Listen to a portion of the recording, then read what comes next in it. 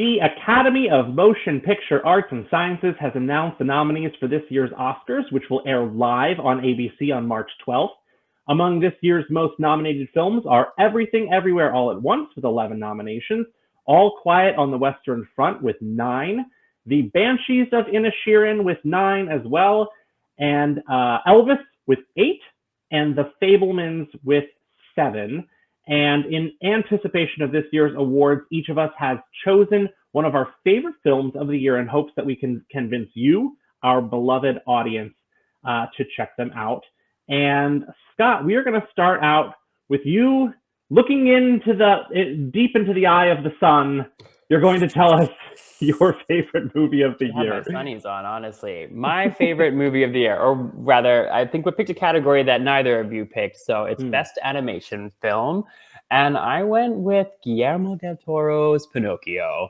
We've had some not so great Pinocchio remakes as of late, but this one was not one. And I think it's a great film that proves that animation is not just for kids. Let's take a look at a clip first, and then we'll come back out and talk a little bit about it. Do it. The wooden boy with the borrowed soul. While you may have eternal life, your loved ones, they do not. You never know how long you have with someone until they're gone. The boy loves you for who you are. Guide him to be good. Stop that! Don't hurt him anymore! You may have no strength, but I control you. Please bring him back to me. Papa! Pinocchio!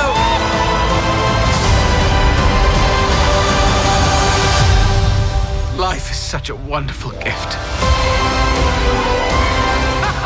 It's so good, honestly. If you couldn't tell from the clip that we showed, it's a stop motion film, which is a painstaking process for those unaware. But the result is stunningly beautiful. This is a story about imperfect fathers and their sons that is very heavy on the emotional front. But you'll ultimately walk away feeling just, with a full heart, which is nice. It's a love to see that. Honestly, I need more of that in my life. You guys are probably familiar with the story of Pinocchio. The classic fable is updated in this one to a setting that is of fascist Italy, during the interwar period in World War II. It's pretty intense. It's a little bit dark at times. The film starts with Geppetto and his son Carlo, who is an obedient boy and sort of fulfills all of his father's expectations. But then tragedy strikes and Carlo is struck down. And then that's sort of where the story takes this Frankenstein turn, and Pinocchio is born, thanks to the magical powers of Tilda Swinton, and we just love Tilda Swinton, and literally anything she's in, you can't go wrong. But yeah, I really love this so much. I don't want to give away too much about the storyline because, I know you guys have probably seen the original Pinocchio, Pinocchio. But while it does follow a lot of the same beats as the original film, it definitely kind of goes in a very different direction, with some fun new ideas and concepts. And I think the movie is proper magic, and I think everybody should check it out. If you haven't, check it out on Netflix right now. Have either of you guys watched?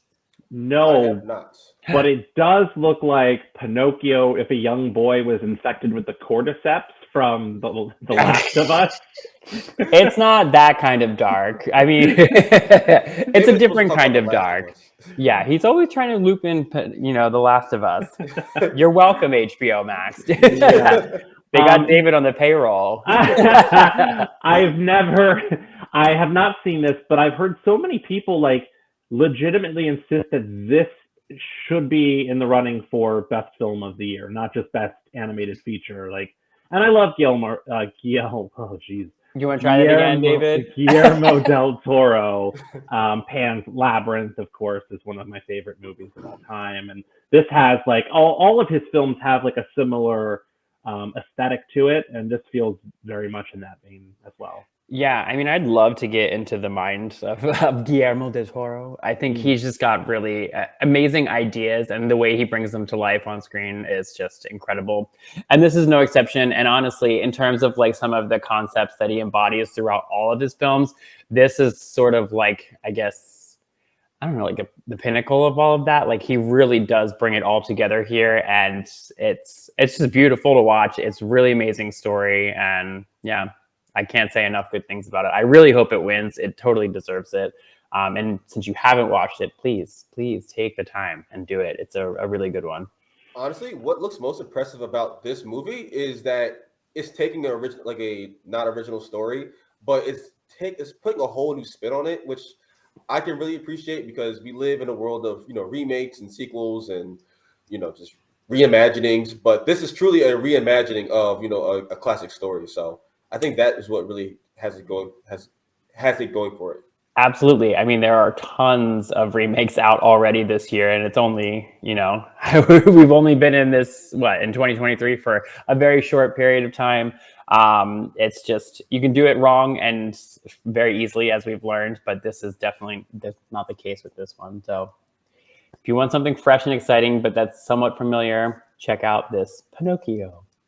This version of Pinocchio, rather. Perfect. On Netflix. Would you like to hear about my movie? I guess if we have to. I mean, I thought I finished with this segment already, but no, if we have to hear your choices too, I feel like we can. It. As I mentioned earlier, the Banshees of Inisherin, or as people have been calling it, the Bed Sheets of Ed Sheeran, is tied for the second most nominated film at this year's awards. Writer and director Martin McDonagh is nominated for both Best Director and Original Screenplay. Stars Colin Farrell, Brendan Gleeson, Barry Keoghan, and Kerry Condon are all nominated in acting categories. And most importantly, the film is nominated for Best Picture of the Year. Let's take a quick look at the Banshees of Inisherin. I just don't like you no more.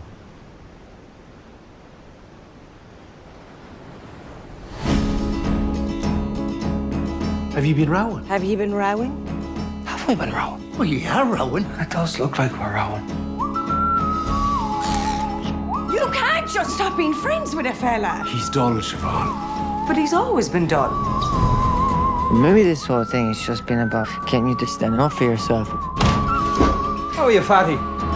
Dancing with your dog, is it? What did you come here for? I just came to kick your door in and give you a slagging. Why aren't you talking to Porrig no more? That wouldn't be a sin now, would it, Father? No, but it's not very nice either, is it? What I've decided to do is this. I have a set of shears at home, and each time you bother me, I'll take one of my fingers off with them. Starting from now. But shush like, Porrig. Shush like. Yeah, I'd shush like. It's about one boring man leaving another man alone. One boring man. You're all feckin' boring. Let's just call it quits. We won't call it quits. We'll call it the start.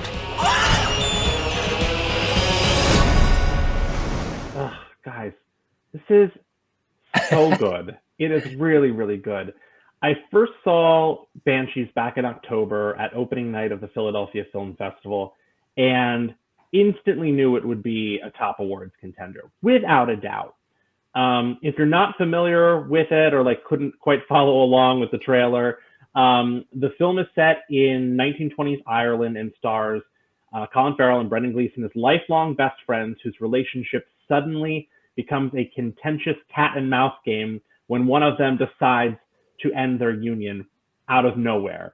I've had a really hard time explaining the tone of this movie to anyone because it's very funny, but it's also very, very dark. And if you don't appreciate the comedic elements or don't get it for whatever reason, you'll almost certainly find this film to be really depressing. I've told people, you have to watch this. It's so great. And then within 15 minutes, I get a text like, holy crap, this movie is depressing. But it's so funny. You just have to appreciate dark comedy. But I will say that it's absolutely the best performance of Colin Farrell's career. He's absolutely wonderful and made me really emotional. I'm a big baby anyway, but I was definitely emotional. And if you've ever happened to see the 2008 dark comedy In Bruges, that film was also directed by Martin McDonagh and also starred Colin Farrell and Brendan Gleeson. So if you liked that film, you'll probably like this film. It's similar in tone. And yeah, it's currently available to watch with HBO Max. If you want to watch In Bruges, that's available to rent. If you haven't seen either, you absolutely should. I don't know if either of you have seen this. I have not. Did you have to watch it with subtitles, David? Why? Because I watched Dairy Girls with subtitles? Yes, just curious. I was in a theater. There were no subtitles. Thank God. And maybe that's why you thought it was such a great film. You actually had to pay attention. Yeah. No. No. I mean, we've had this conversation before on the show. You know, I have an issue with people who put on subtitles when people are speaking English. So, but you know. It's only Dairy Girls, and I turn it off as soon as I adjust my ear to the Irish. As soon as you adjust your ear.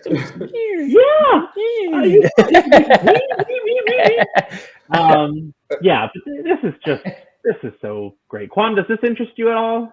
It sounds like it's something that will be right up my alley. I love dark comedies, you know, where it's like you shouldn't be laughing or the joke isn't like very like, you know, obvious. It's very subtle. And that's like my real brand of comedy. And so it sounds like something I would be very interested in. But guys, I am a fan of subtitles. Even if I can completely understand what they're saying, I just like being able to read. And I never understood the criticism. Like I can't read and watch at the same time. Like that I get. I take more. This has become a conversation about subtitles. That I get. I enjoy. I appreciate and enjoy that people want to watch something with and read at the same time, because that makes sense. But when people are watching something because they can't understand that someone is speaking English, it's just like, well, Scott, not everyone's super familiar with Irish accents like you are. Okay? Wow, yes, you know me. All that time I spent making Irish potatoes growing up, that really just set me up for success. So. We all didn't model in Europe in our 20s. Kwam. All right. What's Kwam about to talk about? Kwam, next movie, please. Let's go. I have a great movie for us to talk about. It is Everything, Everywhere, All at Once. If you've not seen this movie, it's a comedy drama with a absurdist angle. And there's really no way to explain this movie. I just have to show you all this clip. Now, you may only see a pile of receipts, but I see a story. I can see where this story is going. It does not look good.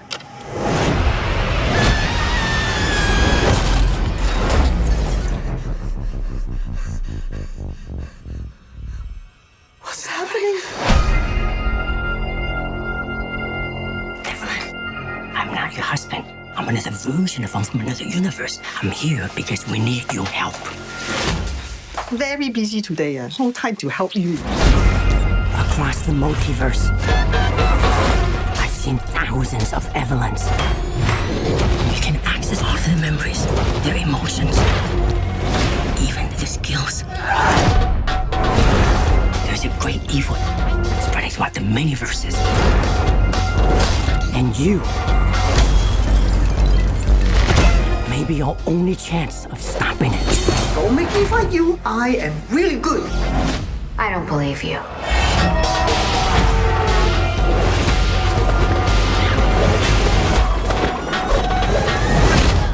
So as you can see, this movie is just all over the place, all at once. But well played, Kwam. Well, you know who I am, Scott. You know who I am. I'm gonna try to give it a quick synopsis without spoiling anything, and also making it sound like a cohesive movie. So the movie is centered around a Chinese American immigrant who's played by Michelle Yeoh. I hope I'm pronouncing her name correctly. She's being audited by the IRS for her business, and then she discovers that she is one of many versions of herself in a multitude of parallel universes, and she must save the multiverse from this looming entity that is coming to destroy everything.